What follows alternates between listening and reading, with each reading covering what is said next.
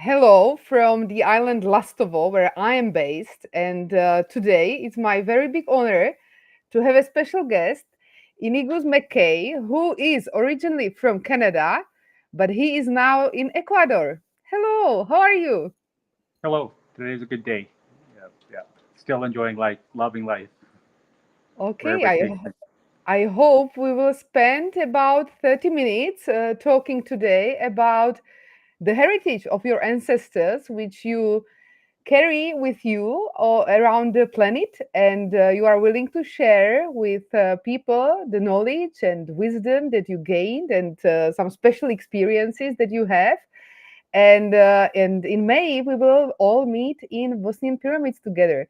So I'm very happy that you agreed with this interview, and you said it's your first time to be alive like this. So I'm very happy to be part of it. And tell us about what you do, and especially about Sweatlodges, because that is what is interesting for people, and they might experience that in Bosnian pyramids. Okay. Would would you like me to tell you right now? Yeah, just tell us Yeah. all that. Yeah. Yeah. Well, I was born in 1965 in the province of Manitoba, and that was a time of a big turmoil for native people there. Not just the Anishinaabe people. That's my nation.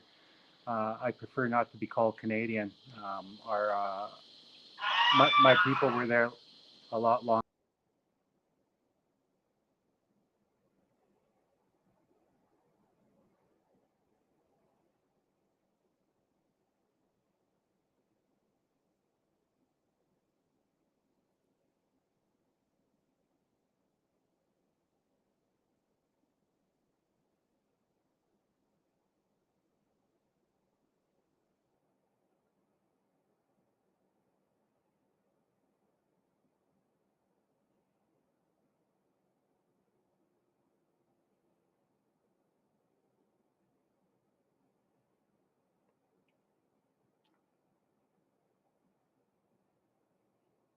So we seem to have some technical issues, and here we are back. We Yeah. were facing some technical issues, but now we are back, I hope. So it just stopped somewhere where some interesting animals started joining us in the interview. So I don't know. I heard the last thing that you said was that you prefer not to be called Canadian because your people were there even before, and then it stopped. So if we could just start from this place once again.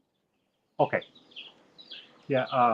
So back in the '60s, we as Native people, as children, were abducted by the federal government and the churches, and it was the residential schools were about to be closed down, or they weren't completely closed, run by the churches. But another way to extinguish our culture that the Canadian government had done, uh, what we're doing was taking the children away and adopting us out. And in 1965, I was born, and during that year, my my parents moved us from Manitoba. If if there wasn't a big enough house, or the parents didn't make enough money in the eyes of the government, then we get taken away. So instead of us getting taken away, my parents moved us from Manitoba, and started going up into up north into the Northwest Territories, and we ended up in the Yukon Territory in 1970. So we traveled for 5 years. My younger brother Bobby, who was um, 1 year younger than me, he was born in northern British Columbia in Dawson Creek. So he was born in the move, and I ended up spending 20 years in the Yukon, and uh, in the Yukon, the population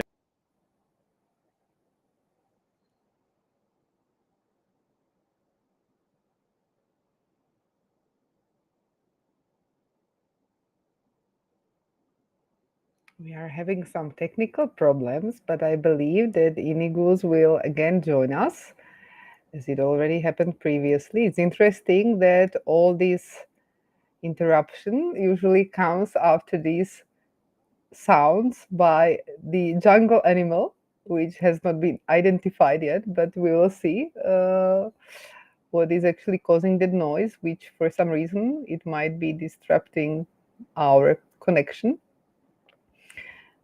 But maybe I can just add some information on. Yeah, it disconnected you again. So maybe I'll just finish telling a story about how we connected, Okay. because I think that was actually the uh, topic that you started with, and that was some rebirth of education and schools that we all hope for. And I think it was actually exactly the story from Canadian schools of the past that was the first topic when we probably communicated about that. So we were again stopped when you were talking, and that lovely animal in the background started being very loud, and then, Oh yes, yes, and that yes. it's good. What is it? What kind of animal is it? I'm not too sure. Um, might be a turkey or chicken. Yeah, Oh, yeah, it that sounds one's a very rooster. authentic, jungle-like. Yeah. Right now, I'm in the Ecuadorian jungle. I'm in South America. Very And, beautiful. It's so nice how small the planet is. Yeah, we met in the Czech Republic, where you are often actually. Why the Czech Republic? Tell us about your connection with the country I come from. well, I when I was 40, I had decided to attend a buffalo lodge. I was living in Kamloops, British Columbia, which is in the central, in the interior of British Columbia province. And I went to a buffalo lodge with my wife at the time, and they welcomed us with open arms. And I started going to the sweat lodge once a week.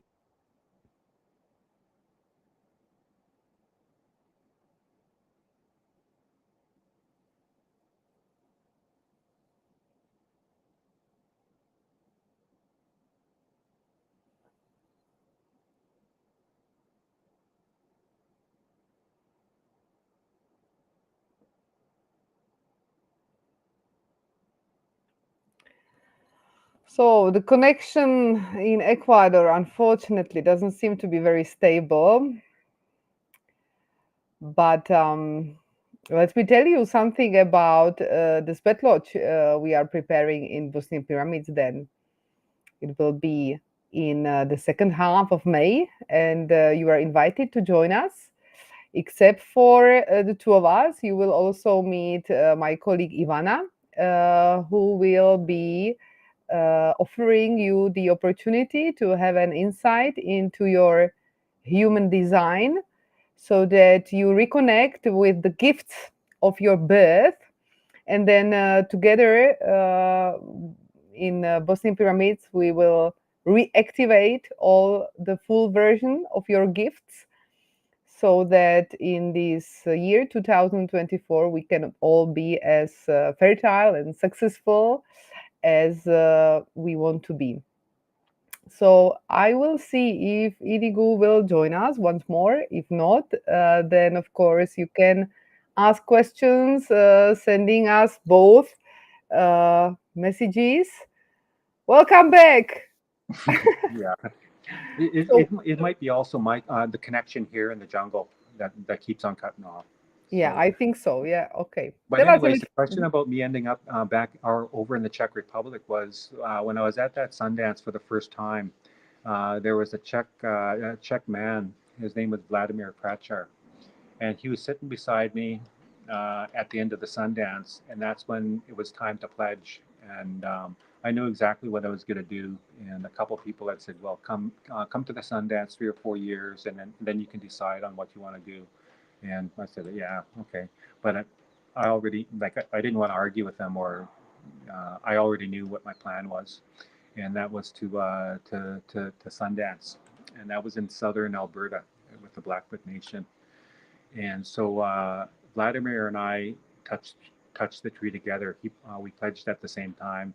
So the next year was we had a full year to prepare, and so the next year he came back to Canada, and we danced our first 4 years, and we're only obligated to dance 4 years. So when we finished our fourth year, Vladimir was asked to be a lead helper in that ceremony. But for me, I decided I wanted to continue dancing because I knew that I had to learn more, have more growth, and so I kept on dancing, and um, Vladimir eventually left that Sundance to dance at a different Sundance, to be a leader in a different Sundance, about 5 hours away from where I was, and and then eventually I ended up being asked to help at the same Sundance where Vladimir was. And it was 5 years ago, no, 6 years ago that I helped at that Sundance in Invermere, British Columbia. And so Vladimir had given me tobacco and asked me to come to the Czech Republic, go to the Czech Republic, and help him run a fast. Usually a fast is run in the springtime and in the fall time, twice a year. So he needed support, so I love him, and so I said, yeah, I'll go, and he said he'd buy my ticket and host me, and that's what he did, and that's what I did was he paid for my ticket to the Czech Republic, and we ran a first fast 5 years ago, no, 6 years ago in the fall, and I had to get back to a project I was working on in construction, and so I told him I'd be coming back, and he said, "Okay, well, when you come back here, you can stay with me." And I ended up staying in the Czech Republic for 4 months, 1 month longer than I was supposed to. I didn't know that at the time. Yeah, he hosted me, and that's how I ended up in the Czech Republic. Speaking of the Czech Republic and Czech people, could you give us your insight on our nation? Like, is there anything that you observed we have in common? How do you recognize a Czech person?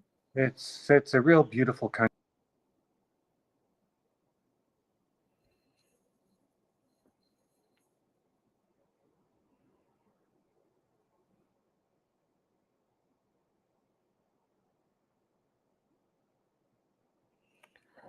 Ooh, so unfortunately, we are losing the connection again, so we cannot hear now what Iniigoos has to say about Czech people. But I just want to invite all Iniigoos friends from the Czech Republic and elsewhere join us in May in Bosnian pyramids, because it will be probably a bit of the experience that you already experienced with Iniigoos, but then Bosnian pyramids just make any experience so very special. So we will be exploring all of the pyramids and tunnels under the pyramids. We will also be visiting other places.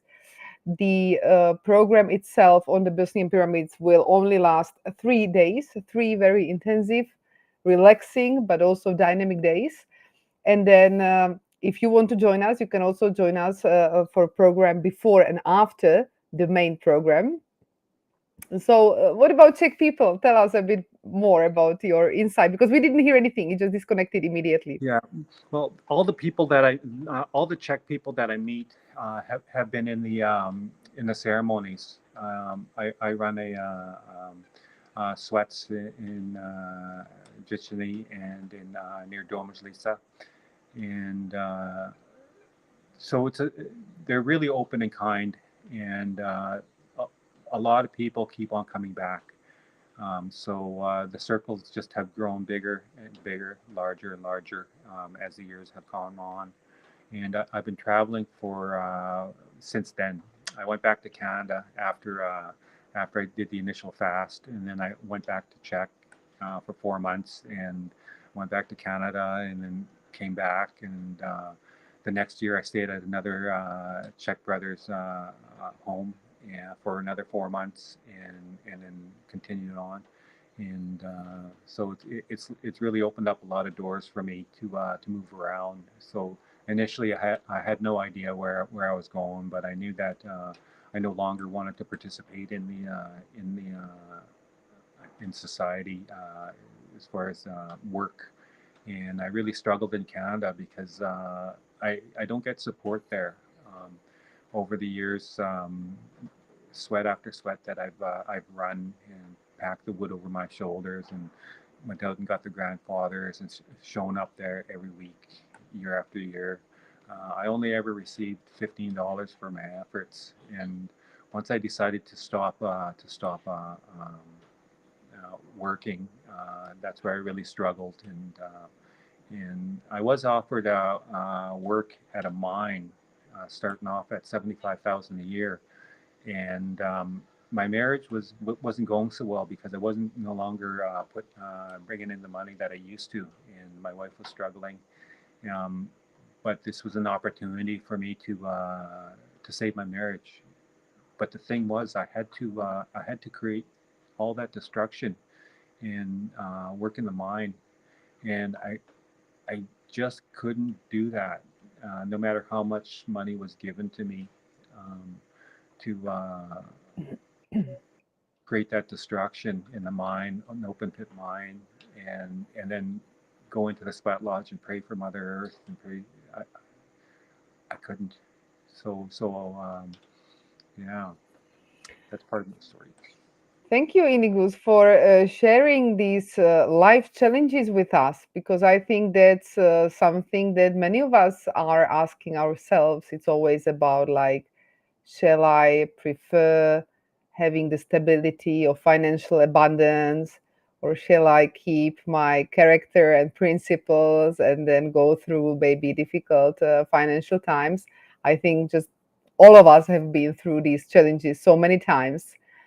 And well, it might be some of these topics that our colleagues and friends will come to Bosnian pyramids with, and hopefully this beautiful place will just bless our new beginnings and a lot of abundance in future. Because really, Bosnian pyramids, I was saying it today in the interview with Ivana, who will join us also on that tour, and they function like a huge crystal, so whatever you bring with you, it gets multiplied. There is no other way. So maybe let's call it also an abundant tour, hopefully, so that it creates a lot of abundance for many of us. Yeah, And one other thing to cap off that question was that uh, I do get support here from the Czech people, through donations, and they help me out when I run the ceremonies. But it's never about the money. Um, it was about helping people, and traditionally, people like myself would be guided with the communities, with the aunties and uncles and grandmothers, and they'd see the gifts that were given to the children, and then those gifts were catered to, and we were guided into certain aspects of our culture, like to be spiritual helpers, or chiefs or leaders, and so I ended up yeah, becoming a spiritual guide. I'm a pipe carrier and sun dancer. We don't call ourselves shamans. No one ever calls us shamans. We don't call ourselves shamans, and yeah, it's something new that I've come across while I've been in Europe, and I often correct people that I'm not a shaman or I'm not a medicine man. I'm a sun dancer and I'm a pipe carrier. I work with spirit, and I'm here to help people, guide people into that place of darkness that most people don't want to look at. And within the sweat lodge that I run in the ceremonies, it's about healing, and healing our traumas from the past that we pretend that are not there. It's about acceptance and getting clear answers and fulfill our journey, and to give us strength and courage and hope for our lives, to change our lives. That's the essence of the Sweat Lodge flag. And I have to also share with the people one new name I gave you, because that's really what I feel is your essence, and that's a lightning rod. I just feel that you are really a person who is so whole and complex. Like you carry a lot of divine gifts that you are sharing with just your mere presence, you know. So I think, you know, for many people, it's a gift just to be meeting you and just to be in your presence. And especially since it will be in May happening on these powerful places, I think I can really promise a life changing experience for anyone who joins us. Yes, yes, absolutely. Uh, Everybody that comes to the Sweat Lodges, they come with open hearts. It does, or and traumas. Um, it doesn't matter which part of the world you're from. We're all beings and brothers and sisters of this beautiful human family, but we all suffer the same. And that's what I bring to with these ceremonies is way to overcome those traumas that we've all faced in our lives, and so that's where I guide people to, and I sit by the door, and I've never burned anybody in the lodges, and I don't make it as hot as some of the ceremonies back home, and so it's all about healing. These lodges, it doesn't matter where they come from in North America, which nation, which society. The premise of the lodge is for healing. Okay, good. I cannot wait. Maybe one final topic that we could touch before we go. It's you mentioned you were hitchhiking to the North Pole. Could you say something about that? Well, it wasn't quite the North Pole, but what had happened was that uh, I was living in the Yukon Territory, and when I was 18, I left home. Well, I was actually 17, turning 18.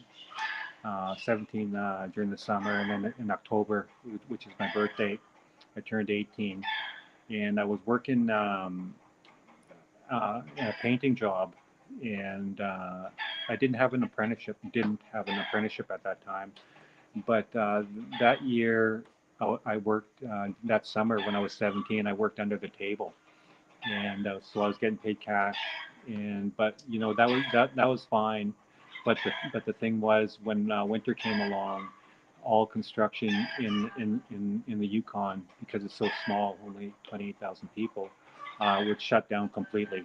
So there was no work for me, and then I didn't have UIC, which is unemployment insurance that everybody in Canada pays towards.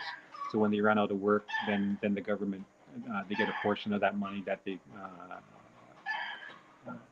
back. Well, they don't get it back. They get actually we actually get quite a bit more than what we put into it. But so it's called unemployment insurance, and I didn't have that, and I was too young at the time to receive welfare, which is social assistance. And so I struggled that winter, and I didn't have a place to live, and it would get down to minus 42, minus 43 below, well, minus below 42 below zero, and so I'd end up sleeping in stairwells sometimes, and so when springtime came along, there was still no work in the Yukon Territory. So my brother had moved up to Inuvik in the Northwest Territories, and that's as far north as you can go during the summer.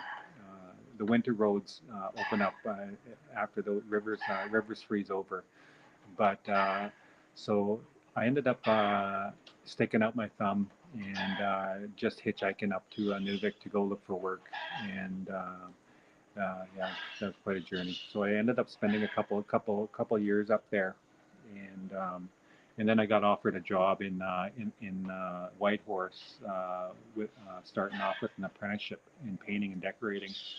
And so I left the Northwest Territories and went back to the Yukon, and that's where I got my journeyman ticket from. Thank you so much for sharing some of the stories of your life with us. And it's more of the energy transfer anyway than all these words, because there's so much beyond these words, which is being, I think, transferred and expressed and sent to so many places, hopefully, where people are watching us. So, yeah, I'm looking forward to seeing you soon, latest in May in Bosnian Pyramids. Yes, yeah, I'm looking forward to that also. Enjoy Ecuador, and thank you for sharing not just your voice, but also these amazing sounds of jungle. It makes me very happy. You're very welcome.